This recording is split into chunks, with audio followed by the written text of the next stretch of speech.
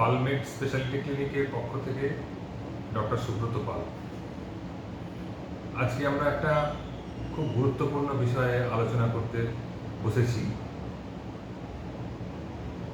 এমন একটা বিষয়, এই বিষয়টা নিয়ে প্রত্যেকের মনে কিছু না কিছু দ্বন্দ্ব বা বদ্ধমূল ধারণা রয়ে গেছে।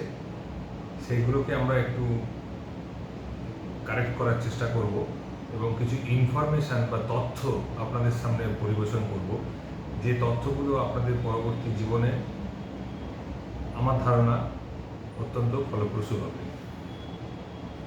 আজকের বিষয় ফ্যাটি লিভার। অত্যন্ত গুরুত্বপূর্ণ একটা বিষয় এবং প্রত্যেকের মনেই এখন একটা ধারণা হয়ে গেছে, লিভারে ফ্যাট মানেই লিভার সিরোসিস, লিভারে ফ্যাট মানেই লিভার ক্যান্সার এবং জীবনের শেষ অন্তিম পর্যায়ে ঘনিয়ে আসছে। ঘটনাটা ঠিক সেরকম নয়। এইটাই আমরা আজকে আলোচনা করব।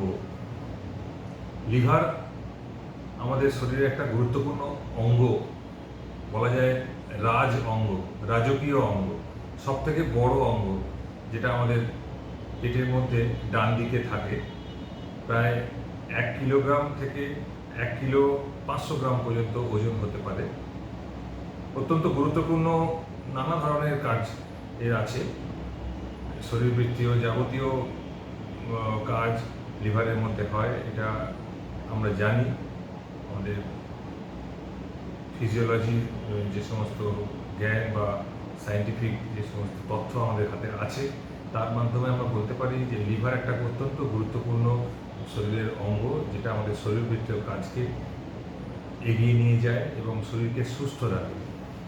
তবে জনসাধারণের মধ্যে, আমাদের সাধারণ মানুষের মধ্যে এবং আমাদের কালচারে, আমাদের সংস্কৃতিতে, আমাদের সাহিত্যে যদি দেখা যায়, মানব জগতের মানব সভ্যতার ইতিহাস যদি আমরা ঘেঁটে দেখি, দেখা যাবে যে এর মধ্যে কিন্তু লিভারের একটা, লিভার বা যকৃৎ যাকে শুদ্ধ বাংলায় বলা হয়, তার একটা বিশেষ রোল বা বিশেষ গুরুত্বপূর্ণ জায়গা দখল করে আছে।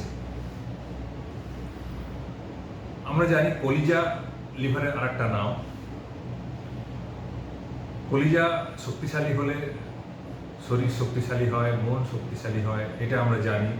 এবং সেরকম লিভার শক্তিশালী দরকার আমাদের শরীর স্বাস্থ্য যদি শক্তিশালী করতে হয়। এই ধরনের একটা বদ্ধমূল ধারণা আমাদের মধ্যে আছে।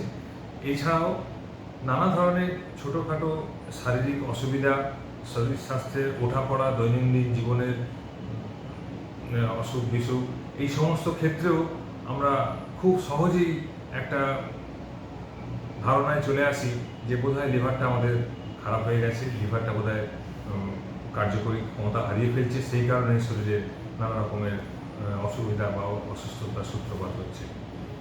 যেরকম ওজন বাড়ছে না, চোখের তলায় কালি, ঘুম হচ্ছে না, ক্ষুধামান্দ, চুল পড়ে যাচ্ছে, চুল পেকে যাচ্ছে, চামড়ার গায়ে ছোপ ছোপ দাগ হয়ে যাচ্ছে। এই সমস্ত সমস্যাগুলো আমরা মাঝে মাঝেই আমাদের কাছে আসে রোগীরা, এবং তাদের মনে একটা বদ্ধমূল ধারণা নিয়েই তারা আসেন যে লিভার আমার খারাপ হয়ে গেছে, লিভারের গন্ডগোল শুরু হয়েছে, সেই কারণেই আমার শরীরে এই সমস্ত অসুবিধাগুলো হচ্ছে। মানে সব জিনিসের পেছনেই আমাদের লিভারের একটা ভূমিকা আমরা পাই। এবং এটা ছোটোবেলা থেকেই আমাদের বাড়িতে মা, কাকিমা, ঠাকুমা, দিদিমা, এনাদের মুখ থেকেই মুখে মুখে এই ধরনের কথাগুলো ক্রমশ ছড়িয়ে পড়ে এবং মানুষের মধ্যে এরকম একটা ধারণা আছে। তার মানে আমরা বুঝতে পারছি যে লিভার যে আমাদের শরীরে একটা গুরুত্বপূর্ণ ভূমিকা পালন করে, এই ধারণা কিন্তু দীর্ঘদিন ধরেও আছে। আজকের সায়েন্টিফিক বা বিজ্ঞানসম্মত যখন যুগ শুরু হচ্ছে, তার আগে থেকেই কিন্তু আমরা দেখতে পাচ্ছি লিভারের একটা বিশাল ভূমিকা আমাদের সমাজে, আমাদের সাহিত্যে, সংস্কৃতিতে বা দৈনন্দিন যাপনের মধ্যে রয়েছে। কিন্তু সত্যি বলতে গেলে বিজ্ঞান ভিত্তিক চিন্তাভাবনার মাধ্যমে যদি আমরা চিন্তা করি, তাহলে সত্যি লিভারের কতটা গুরুত্বপূর্ণ ভূমিকা আছে সেটা আমাদের একটু বিজ্ঞান ঘেঁটে দেখতে হবে। এবং সেখানে দেখা যাচ্ছে যে লিভারের কতগুলো গুরুত্বপূর্ণ কাজ আছে। তার মধ্যে একটা সবথেকে বড় যে সমস্ত কাজটা, সেটা হচ্ছে প্রোটেকশান দেওয়া, লিভারকে প্রোটেকশান দেওয়া, বডিকে প্রোটেকশান দেওয়া। কীভাবে প্রোটেকশানটা দেয়, কীভাবে প্রতিরোধ ক্ষমতা দেয়, প্রতিরোধ ক্ষমতা দেয় আমাদের ইন্টেস্টিন, মুখগহ্বর থেকে শুরু হয়, আমাদের ক্ষুদ্রান্ত বৃহদান্ত মুখগহ্বর থেকে শুরু হয় এবং পায়ু দ্বারে শেষ হয়। এবং এইটা কিন্তু ওপেন, এটা খোলা আছে, খোলা মুখ, এবং সমস্ত এনভায়রনমেন্ট বা আবহাওয়া বা বাইরের জগতের যত কিছু জীবাণু, ভাইরাস, ব্যাকটেরিয়া, টক্সিনস যেগুলো খাদ্যের মাধ্যমে আমাদের শরীরের মধ্যে প্রবেশ করে এবং সেইটা ইন্টেস্টিনে যায়, ইন্টেস্টিন বা ক্ষুদ্রান্তের মধ্যে যায়, সেখানে সেটা পরিপাক হয়, পরিপাক হওয়ার পরে সেটা লিভারের মধ্যে আসে। এবং লিভারের কাজ হচ্ছে তার গুরুত্বপূর্ণ যে সমস্ত প্রয়োজনীয় জিনিস, অতি প্রয়োজনীয় শরীরের পক্ষে, সেইগুলোকে শরীরের মধ্যে ধারণ করা এবং অপ্রয়োজনীয় জিনিসগুলোকে বা যেগুলো লিভার শরীরের পক্ষে ক্ষতিকারক সেই জিনিসগুলোকে আস্তে আস্তে নষ্ট করে দেওয়া। এটা একটা প্রতিরোধ ক্ষমতা। এছাড়াও লিভার থেকে কতগুলো জিনিস, কতগুলো কেমিক্যালস বা রাসায়নিক বেরোয়, যে সমস্ত রাসায়নিকগুলো শরীরের নানা ধরনের কার্যকরী ক্ষমতা বাড়িয়ে তোলে, যেমন রক্ত তঞ্চন বা রক্ত জমাট বাঁধতে সাহায্য করে, যেরকম খাদ্যদ্রব্য হজম করার জন্য বাইল বা পিত্ত তৈরি করে। এছাড়াও কতগুলো তার সিনথেটিক ফাংশনস আছে, সেগুলো নানা ধরনের কেমিক্যালস রিয়াকশন করতে সাহায্য করে। সাধারণত বলা হয় লিভারকে শরীরের পাওয়ার হাউস, মানে শক্তি তৈরি করার জায়গা, যে মাইটোকন্ড্রিয়া লিভারের মধ্যে থাকে, সেখান থেকে শক্তি তৈরি হয়। এইভাবে শরীরকে নানাভাবে লিভার সাহায্য করে থাকে। এখন এইভাবে যখন লিভার একটা এত গুরুত্বপূর্ণ অঙ্গ বা অংশ আমাদের শরীরে রয়েছে, তার যদি অসুস্থতা হয় তাহলে ন্যাচারালি স্বাভাবিকভাবেই দেখা যাবে যে শরীরও আস্তে আস্তে ভেঙে পড়বে বা শরীরে নানা রকম ক্ষতি হবে। তো সেই ক্ষেত্রে দেখা যাচ্ছে লিভার কিভাবে শরীরকে প্রতিরোধ করে, কিভাবে শরীরকে ভালো রাখে, সেটা আমাদের জানতে হবে। এবং কি কি কারণে লিভার ক্ষতিগ্রস্ত হতে পারে তারও কিছু কারণ আছে, সেগুলো আমাদের একটু জানতে হবে। আমরা আস্তে আস্তে একটু একটু করে এগোবো। তো আজকের যে বিষয়, সেই বিষয়টা হচ্ছে ফ্যাটি লিভার। লিভারের মধ্যে অত্যধিক পরিমাণে চর্বি যখন জমে যায় তখন বলা হয় লিভারের ফ্যাটি লিভার, চর্বিযুক্ত লিভার। এটা সাধারণত দেখা যায় কাদের মধ্যে দেখা যায়? যারা একটু মোটাসোটা, যাদের শরীরে চামড়া চকচকে, যাদের একটু দেখতে শুনতে, যাদের দেখলে খুব আকর্ষণীয় মনে হয় যাদের, সেইগুলোই তাদেরই লিভারের মধ্যে ফ্যাটটা একটু বেশি জমা হয়। সারা শরীরে যেরকমভাবে চর্বি বা ফ্যাট জমা হয়, ঠিক সেইভাবে লিভারের মধ্যেও চর্বি বা ফ্যাট কিন্তু জমা হয়। কাজে এটা কিন্তু একটা সুখের অসুখ। যদি এটাকে আমরা সত্যিই অসুখ বলে ধরে নিই, তাহলে এটা কিন্তু একজন সুখী মানুষের অসুখ। মানে যে মানুষটা দারিদ্র্যের মধ্যে আছে, যে মানুষটা কষ্টের মধ্যে আছে, যে মানুষটা দুবেলা খাদ্যদ্রব্য জোগাড় করতেই তার দিন কেটে যায়, সেই ধরনের মানুষের মধ্যে কিন্তু ফ্যাটি লিভারের প্রাধান্যটা কম। কারণ তাদের শরীরে অত্যধিক পরিমাণে খাদ্য প্রবেশ করার সুবিধা বা সুযোগ থাকে না, এবং তারা অত্যধিক কায়িক পরিশ্রম করে তাদের খাদ্যটা জোগাড় করতে হয়। সেই কারণে তাদের কিন্তু লিভারে ফ্যাট হওয়ার প্রবণতাটা কম। লিভারে ফ্যাট তাদেরই হয় যারা একটু বসে কাজ করে, একটু সেডেন্টারি লাইফস্টাইল যাকে বলা হয়, বসে বসে কাজ, একটু আরাম প্রিয়, যাদের দৈহিক পরিশ্রমটা কম, খেলাধুলো করার প্রবণতাটা কম, এবং যাদের সহজে হাতের কাছে খাদ্যদ্রব্য সহজে পাওয়া যায়, এবং নানা ধরনের হাই ক্যালোরি ডায়েট যারা খেতে অভ্যস্ত, তাদের মধ্যেই কিন্তু লিভার ফ্যাট হওয়ার প্রবণতাটা বেশি। সেই জন্যই বলা হয় এটা সুখের অসুখ। যারা সুখী মানুষ, স্বাচ্ছন্দ্যের মধ্যে আছে, অ্যাফ্লুয়েন্সের মধ্যে রয়েছে, তাদের মধ্যে কিন্তু এই অসুখ হওয়ার প্রবণতাটা আছে। তবে লিভারের ফ্যাট মানেই যে লিভার সিরোসিস, লিভারের ফ্যাট মানেই যে লিভার খারাপ হয়ে যাচ্ছে, সেরকম কিন্তু নয়। এরও মাত্রা আছে। মাত্রা অনুযায়ী তার কতটা লিভার ক্ষতিগ্রস্ত হচ্ছে বা হতে পারে সেগুলো নির্ভর করে। সাধারণত দেখা যায় less than 5% of liver normally fat থাকতে পারে, সেক্ষেত্রে কিন্তু লিভারের কোনো ক্ষতি হয় না। কিন্তু কখনো কখনো দেখা যায় যে 5% টু 30%, 35% অফ দ্য লিভার যখন ফ্যাট হয়ে যায়, ফ্যাটে পরিবর্তিত হয়ে যায়, তখন কিন্তু লিভারটা আস্তে আস্তে ক্ষতিগ্রস্ত হতে পারে। লিভারের মধ্যে যে কোষগুলো থাকে, যেটাকে বলে হেপাটোসাইটস, সেই লিভার সেলস বা লিভার কোষ বা হেপাটোসাইটস, এর মধ্যে ফ্যাটটা গিয়ে আস্তে আস্তে আস্তে আস্তে জমা হতে থাকে। জমা হয়ে সেলটা আস্তে আস্তে বেলুনের মতো ফুলে ওঠে। বেলুনের মতো ফুলে ওঠার পরে সেটা কী হয়, তার কার্যকরী ক্ষমতা আস্তে আস্তে কমে যায়। কখনো কখনো সেলটা ডিজেনারেট করে যায় বা রাপচার হয়ে যায় বা ফেটে যায়। ফেটে গেলে লিভার সেলটা ডেথ হয়ে যায়। এই লিভার সেল যখন ডেথ হয়, লিভার সেল ডেথ হওয়ার সঙ্গে সঙ্গে শরীরের যে মেকানিজম আছে, ডিফেন্স মেকানিজম, তারা অ্যাক্টিভ হয়ে ওঠে। তারা কি করে, সেইখানে যে ডেড বডিটা যেটা আছে, সেল ডেডের যে ডেড বডি পড়ে আছে, সেই ডেড বডি বা মৃত লিভার সেলটাকে আস্তে আস্তে সেখান থেকে সরিয়ে দেয়। সরিয়ে দেওয়ার সময় একটা ইনফ্ল্যামেটরি প্রসেস স্টার্ট হয়ে যায়, যেটাকে বলা হয় ইনফ্লামেশন, বা বাংলায় বলা হয় প্রদাহ।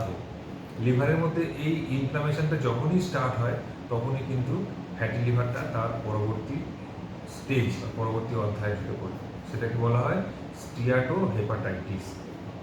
স্টিয়াটো মানে ফ্যাট, হেপাটাইটিস মানে লিভারের প্রদাহ। তাহলে প্রথমে লিভারে ফ্যাট জমা হলো। ফ্যাট জমা হওয়া কারণ হচ্ছে অ্যাফ্লুয়েন্স, স্বাচ্ছন্দ্য, অত্যধিক পরিমাণ খাদ্যদ্রব্য গ্রহণ করা। সেই ফ্যাট যখন একটা মাত্রার অতিক্রম করে পরবর্তী মাত্রায় পৌঁছে গেল, তখন সেই লিভার সেলসগুলো আস্তে আস্তে ড্যামেজ হতে শুরু করলো, সেগুলোর মৃত্যু হলো, সেগুলো ফেটে গেল। ফেটে যাওয়ার পরে সেখানে ইনফ্ল্যামেটরি প্রসেস বা প্রদাহ শুরু হলো, এবং প্রদাহ মানে সেখানে কত নানা ধরনের ডিফেন্স সেলস চলে আসে, ম্যাক্রোফ্যাজ, নিউট্রোফিলস, এই সমস্ত সেলসগুলো আসার পরে সেখানে একটা রিয়াকশান তৈরি হয়, সেটা হচ্ছে ইনফ্ল্যামেটরি রিয়াকশান। সেই ইনফ্ল্যামেটরি রিয়াকশানটা হওয়ার জন্যেই লিভারটা আস্তে আস্তে ফাইব্রোসিস হয়। ফাইব্রোসিস মানে লিভারটা শক্ত হয়ে যায়, লিভারের মধ্যে একটা রাবারের মতো টিস্যু তৈরি হয়, যে টিস্যুটা ক্রমশ যতবার লিভার সেলস ড্যামেজ হবে, প্রতিবার সেখানে ফাইব্রোসিস হবে, এবং হতে হতে আলটিমেটলি লিভারটার মধ্যে নর্মাল লিভার সেলস বা লিভারের কোষগুলো আস্তে আস্তে সমস্ত রিপ্লেসড হয়ে যাবে ফাইব্রাস টিস্যু দিয়ে, বা এই শক্ত হয়ে। সেই কারণেই লিভারটা, সেই স্টেজটাকে বলা হয় লিভার ফাইব্রোসিস। তাহলে লিভার, নর্মাল লিভার, তার থেকে ফ্যাটি লিভার, ফ্যাটি লিভার থেকে লিভার ফাইব্রোসিস। এই ফাইব্রোসিসটার আবার কতগুলো স্টেজ আছে, স্টেজ 1, স্টেজ 2, স্টেজ 3, স্টেজ 4। নির্ভর করছে কতটা বেশি পরিমাণে ফাইব্রোসিস হচ্ছে তার উপরে, এবং সেটাও নির্ভর করছে কতটা ফ্যাট লিভারের মধ্যে জমে আছে, এবং বডি সেই ফ্যাটটাকে রিমুভ করার জন্য কী চেষ্টা করছে, কতটা সেখানে ইনফ্ল্যামেটরি প্রসেস স্টার্ট হচ্ছে।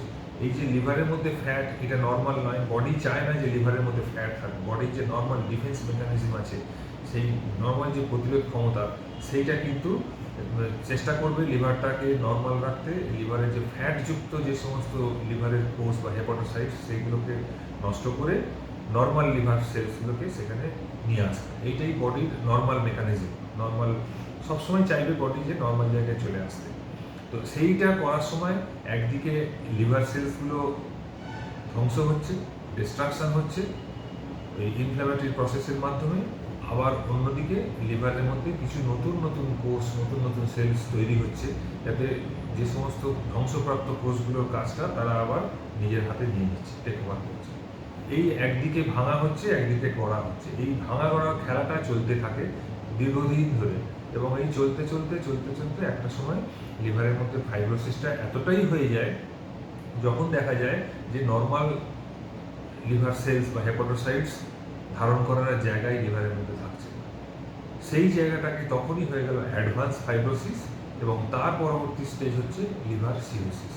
লিভার সিরোসিস মানে সেখানে কতগুলো নোডুলসের মধ্যে তৈরি হয়, এক্সট্রা জায়গা জোগাড় করে নেয় লিভার বা বডির ডিফেন্স মেকানিজম। সেই লিভারের চারপাশে কিছু নোডুলস বা গোল গোল জিনিস তৈরি হয় লিভারের, সেখানে এক্সট্রা হেপাটোসাইটস, নর্মাল হেপাটোসাইটস তৈরি হয়। তারা চেষ্টা করে লিভারটা নর্মাল ফাংশনটা মেনটেন করতে। সেই যে নোডুলার লিভার যখন হয়ে যাচ্ছে, এইটাকেই বলা হচ্ছে লিভার সিরোসিস। লিভার সিরোসিস হয়ে যাওয়ার পরে কি হয়, লিভার সিরোসিস পরেও আছে, তখন তার সিনথেটিক ফাংশনটা আস্তে আস্তে কমতে শুরু করে। সিনথেটিক ফাংশন মানে কি, লিভারের মধ্যে যে সমস্ত জিনিসগুলো তৈরি হয়, যে সমস্ত প্রয়োজনীয় পদার্থ, যেরকম অ্যালবিউমিন, প্রথমবিন, এছাড়াও আরও নানা ধরনের প্রোটিনস যেগুলো তৈরি হয়, যেটা বডির নর্মাল ফিজিওলজি, নর্মাল শরীরবৃত্তীয় কার্যটাকে মেনটেন করার জন্য, সেইগুলো কিন্তু আস্তে আস্তে কমতে শুরু করে। যখন এই সিনথেটিক ফাংশনটা কমতে শুরু করে, তখন কিন্তু লিভারটা ফেল করার অবস্থায় পৌঁছে যাচ্ছে। তখন হচ্ছে ডিকম্পেনসেশন, এটাকে বলা হয় ডিকম্পেনসেটেড লিভার সিরোসিস। তখন লিভারটা আস্তে আস্তে ফেল করছে।